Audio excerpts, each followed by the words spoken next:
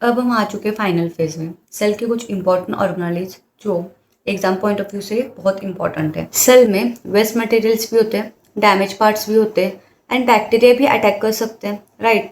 तो इन सब को क्लीन कौन करता है? लाइसोसोम। ये मेम्ब्रेन बाउंड सैक होता है जिसमें डाइजेस्टिव एंजाइम्स होते हैं। इसके फंक्शन से बर्नआउट ऑर्गेनेल्स को डाइजेस्ट करता है, फॉरेन पार्टिकल्स को ब्रेक करता है, सेल को मतलब सेल का पूरा क्लीन करता है एंड इंट्रासेल्युलर डाइजेशन भी यही होता है। Why is this called suicidal bag? किसी वजह से अगर लाइसोसोम बर्स्ट हो गए तो ये एंजाइम्स पूरे बाहर निकाल कर सेल को डाइजेस्ट कर सकते हैं, इसीलिए lysosome suicidal bag of the cell कहा जाता है। एंड नीट का ये मेन पॉइंट है, याद रखना।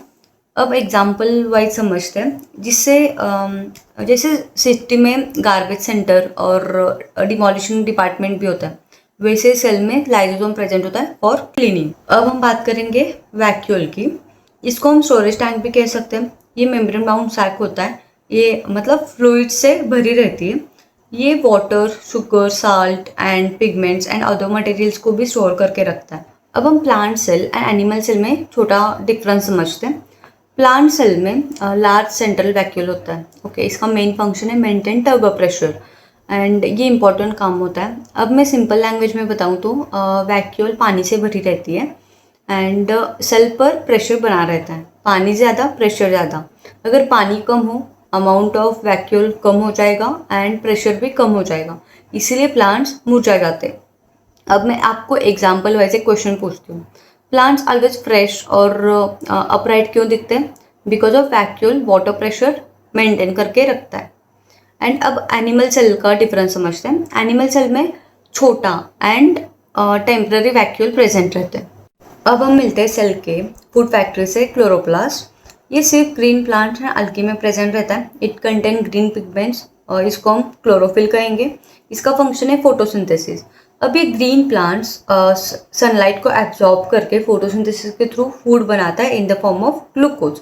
इसका स्ट्रक्चर है डबल मेम्ब्रेन से सराउंड रहती है। इनसाइड डिस्क लाइक सैक्स होते हैं जिसको हम कहेंगे ग्राना एंड मैट्रिक्स मतलब साइटोप्लाज्म। ये क्लोरोप्लास्ट का स्ट्रोमा कहेंगे।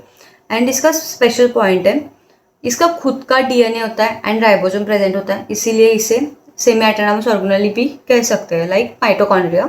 मेन पॉइंट है, याद रखना। एग्जाम्पल जैसे क्लोरोप्लास्ट फूड बनाता है, इसलिए इसे हम फूड फैक्ट्री भी कह सकते हैं। अब आते हैं सिलिया एंड फ्लैजेला। इसके फंक्शन से मूवमेंट के लिए मतलब मोटिलिटी। फर्स्ट वन सिलिया, ये हेयर लाइक स्ट्रक्चर्स होते हैं, short and numerous, located in respiratory tract for dusting particles जो होते हैं ना, वो मूव करने में हेल्प होती है। देन फ्लैजेला, ये टेल लाइक स्ट्रक्चर्स होते हैं, लॉन्ग एंड फ्यू। एग्जाम्पल जैसे स्पर्म मूवमेंट के लिए होते हैं।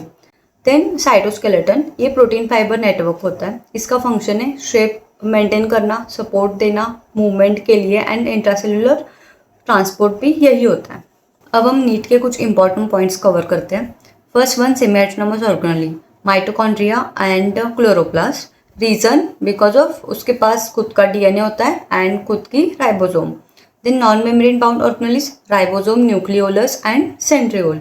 Membrane bound organelles, nucleus, mitochondria, Golgi apparatus, endoplasmic reticulum, lysosome, vacuole and chloroplast, okay.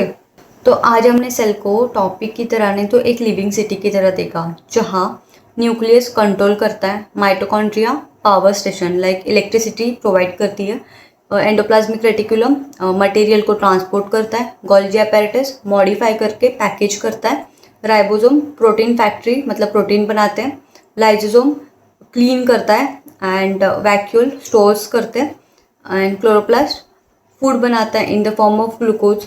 अब जब भी सेल का डायग्राम देखोगे तो सिर्फ तुम्हें लेबल्स नहीं दिखेंगे, पूरा सिस्टम समझ आएगा। अगर ये लेक्चर आपको हेल्पफुल लगी हो, लाइक करना, शेयर करना एंड सब्सक्राइब करना, क्योंकि बायोलॉजी इजी बनाना अब हमारी हैबिट बन चुकी है। एंड ऐसे ही मिलते हैं नेक्स्ट क्लास में और भी स्ट्रॉन्ग कंसेप्ट के साथ। Till then keep learning and keep growing.